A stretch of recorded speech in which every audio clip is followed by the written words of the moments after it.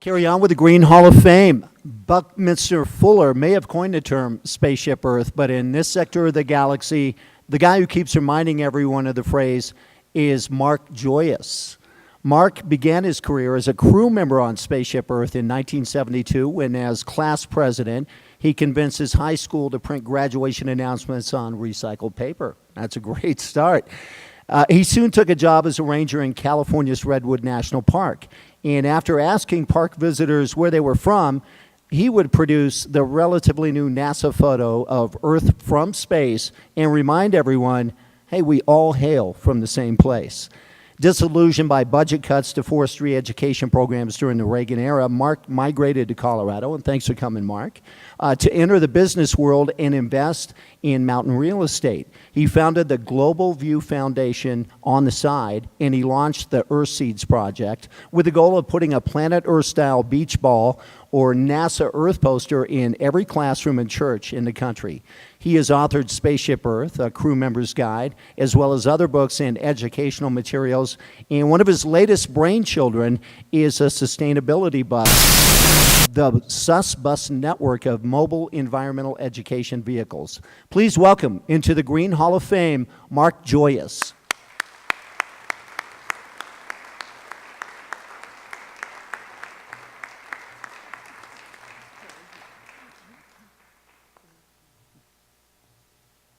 Well, can you hear me? Thank you so much. I'm humbled and honored to be in this inaugural group, and just like Patricia was saying, we all know that it's teamwork that makes anything happen.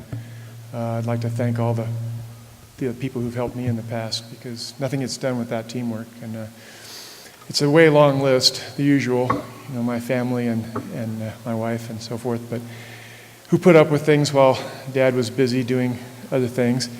And there's some other folks, Rob Bogatin, who helped us with the Earth Seeds Project. He's up in Boulder now working with Green Guru. It's such a wide list, and like Steve was saying, it's a community that puts this together. Rather than get into that whole Spaceship Earth thing, I do think it's kind of interesting to stand here and think about how far we've come and yet how far we have to go. By show of hands, how many think the government's going to get us out of our current unsustainable mess? There's one. I like the glass is not half empty yet. There's always a good laugh with that, but I've learned that, and I'm not trying to knock the government. I've been in the government, and some of you here are, and we are the government. We are the people. I guess that's my point, whether you're a park ranger or I've spent some time at the Naval Academy and so forth, and been involved in the government. But the bottom line is, if we're going to do this, and we're going to have to, because it is the tipping point, it's going to be each of us on our own and working together. And so I'd like to think that we can make this change, together. And the SUS bus and things like that I've done, they all add up. They mentioned a couple of those things, but really what's important, I think, is thinking in terms of, well, I think the sustainability concept someone mentioned here was like leaving something behind. I think we're out there in the buffet line is a good example. If you're in the front of the line, are you going to leave something behind, the dessert, whatever? I mean, you've got to find a way to make it real to yourself, because it's only going to change with one heart, one mind, one light bulb, one idea at a time. And the good news is we are at that tipping point. The bad news is we are at that tipping point. And so it depends on what you want to do with it. I like to say, as a surfer dude here, and I don't usually, most of my friends are laughing, and they clean me up a bit. Surf's up, people. Surf's up. So what are we going to do? I grew up in Hawaii, surfed as a kid, and you can let the anxiety of riding a moving wave freak you out, or you can get into the excitement and the fun. And I think that there's a whole lot of shaking going on, use an old song thing going on here, and I'd like to encourage each of us to transform that anxiety that we've felt and that we continue to feel into excitement, because finally the choir is getting larger, and there are things changing, and there are rumblings, and sure, there's going to be some interesting changes. So I used to use the word invite. My wife's real good at that. She's a school counselor, because you want to not step on toes. I'd like to invite you to consider this idea. You don't want to force. I think the time for invitations is past. I think it's time to challenge. I think we are being challenged. And you don't need as Bob Dylan said, you don't need a weatherman, you don't need a park ranger, you don't need much to know which way the wind blows these days. And the challenge certainly is to be green and sustainable, but more importantly for each of us to rise up to our own personal greatness. And I'd like to see, like Steve was mentioning, this Green Hall of Fame. I feel kind of silly out here because I know so many of you guys should all be up here.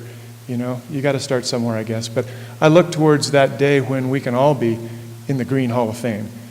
We are working towards that, and it's happening. So, and if you need ideas, call us. That Global View Foundation, like they mentioned, we do the Planet Every Classroom. We're trying some interesting concepts. We always need board members, project managers. You know, the Nobel Prize was given out for the microloan thing. We're trying to create green-collar jobs, especially with so many quality people out of work now, where they can use our 501c3 to create something new, mini grants and so forth, and let the soccer moms and whatnot try things out. So give us a call if you get some ideas. It's earthseeds.org.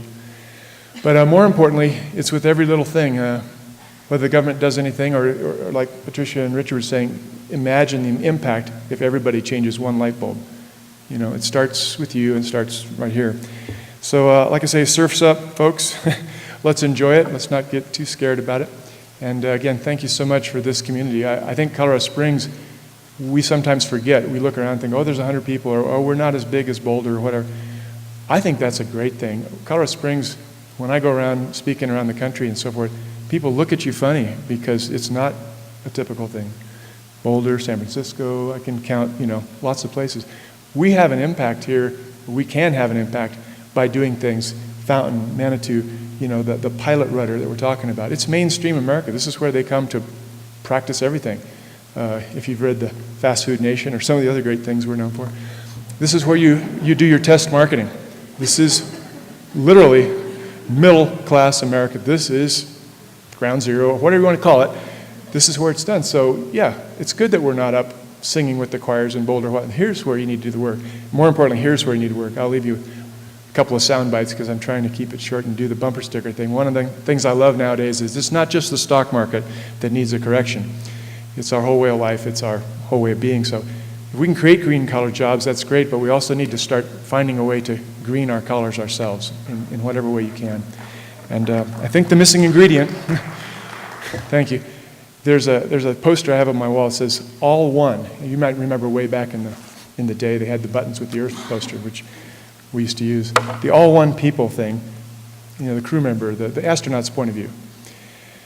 And it's interesting, kind of like one of those neon lights, if you think about that all one and the second L, if you drop that out, you get alone.